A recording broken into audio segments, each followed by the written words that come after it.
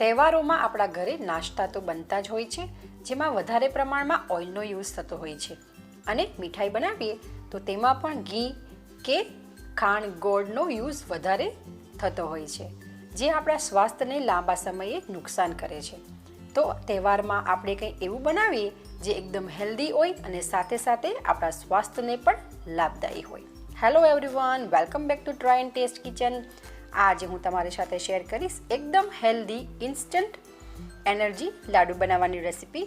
આ instant healthy લાડુને આપણે ખાંડ, ગોળ, તેલ કે ઘીનો યુઝ કર્યા વગર બનાવીશું અને જે કોઈ પણ હેલ્થ રિલેટેડ પ્રોબ્લેમ હોય એ વ્યક્તિ પણ ખાઈ શકે છે.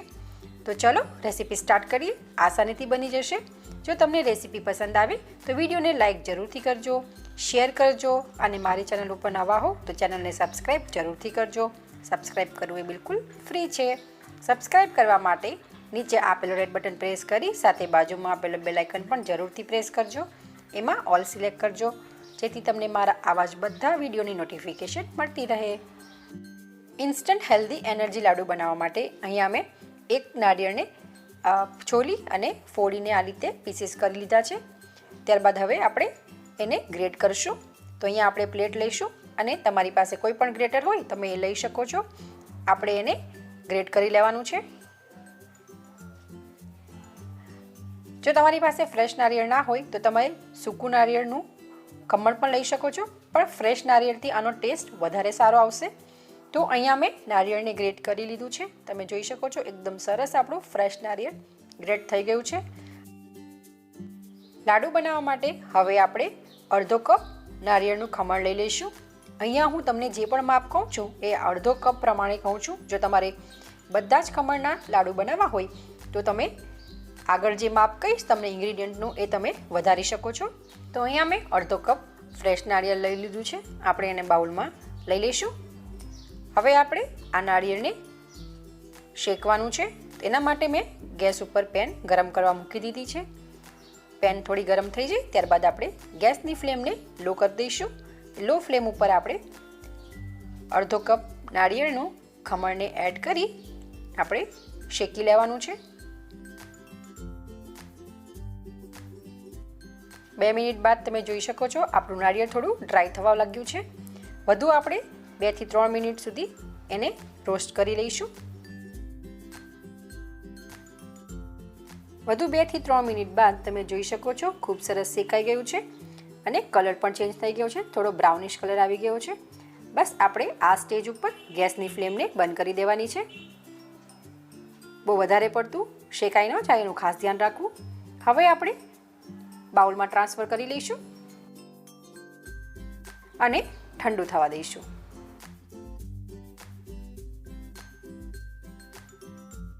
ત્યારબાદ આપણે એ જ પેનમાં ડ્રાય ફ્રૂટ્સને રોસ્ટ કરવાના છે. તો અહીંયા હું બદામને પહેલાં રોસ્ટ કરી લઈશ બિકોઝ બદામને રોસ્ટ થતાં થોડો ટાઈમ લાગશે. આપણે બિલકુલ પણ તેલ કે ઘી એડ કર્યા વગર જ ડ્રાય ફ્રૂટ્સને રોસ્ટ કરશું. તો તમે જોઈ શકો છો બદામ ઉપર બ્લેક સ્પોટ આવી ગયા છે. તો આપણી બદામ પણ રોસ્ટ થઈ ગઈ છે. ગેસની ફ્લેમને બંધ કરશું અને એને પણ આપણે પ્લેટમાં કાઢી લઈશું. એવી જ રીતે આપણે કાજુને પણ પેનમાં રોસ્ટ કરી લઈશું.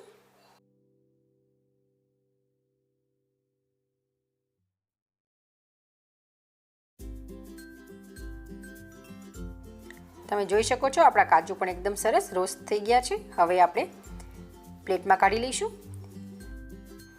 તો અહીંયા આપણે નારિયેળના ખમણ, કાજુ અને બદામને રોસ્ટ કરી લીધા છે. આપણે એને ઠંડા થવા દઈશું. ઠંડા થઈ જાય ત્યારબાદ આપણે એક મિક્સર જાર લઈશું. તેમાં આપણે શેકેલા બદામ અને કાજુને ઉમેરી દઈશું. આપણે અહીંયા પહેલાં ડ્રાય ફ્રૂટ્સને ગ્રાઇન્ડ કરવાના છે જેથી એ એકદમ પ્રોપરલી પાવડર ફોર્મમાં આવી જશે. તો તમે જોઈ શકો છો ડ્રાય ફ્રૂટ્સ આપણા અધકચરા ગ્રાઇન્ડ થઈ ગયા છે. ડોન્ટ વરી, આપણે આગળ ગ્રાઇન્ડ કરશું એમાં એ પ્રોપરલી ગ્રાઇન્ડ થઈ જશે.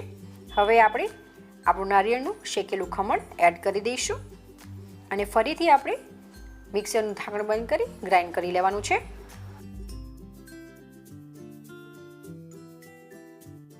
તો અહીંયા આપણે નારિયેળનું ખમણ, બદામ અને કાજુને ગ્રાઇન્ડ કરી લીધા છે.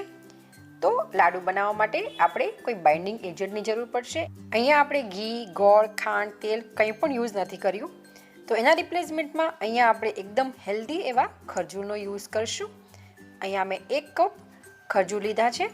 ખજૂર આપણે એકદમ સોફ્ટ આવે એવા લેવાના છે. અને તમે જોઈ શકો છો આ રીતે હું હાથથી પ્રેસ કરું તો આસાનીથી એકદમ સરસ પ્રેસ થઈ જાય છે. મેં બધા જ એના થળિયા કાઢી લીધા છે. ખજૂરને આપણે મિક્સર જારમાં એડ કરશું. આને પણ આપણે એકદમ સરસ ગ્રાઇન્ડ કરી લેવાનું છે. આપણે ખજૂર એડ કર્યું છે માટે થોડું ટફ પડશે, તો વચ્ચે આ રીતે ચમચીથી એકવાર આપણે હલાવી લઈશું. હલાવ્યા બાદ ફરીથી આપણે એકવાર એને ગ્રાઇન્ડ કરી લઈશું.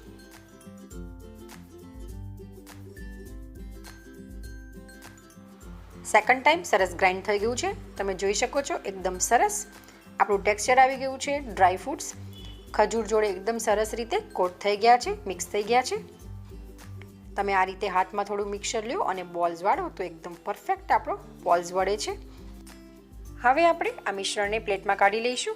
તમારે જે પણ સાઇઝના લાડુ બનાવવા હોય એટલું પોર્શન લઈ આપણે લાડુ બનાવી લઈશું. અહીંયા મેં હાથમાં બિલકુલ પણ ઘી અપ્લાય નથી કર્યું. એકદમ સરસ આપણા લાડુ વળે છે અને તમે જોઈ શકો છો ખૂબ જ સરસ શાઇનિંગ આવી છે. આપણે તૈયાર લાડુને પ્લેટમાં મૂકી દઈશું અને આવી જ રીતે આપણે બીજા બધા જ લાડુ બનાવીને તૈયાર કરી લઈશું.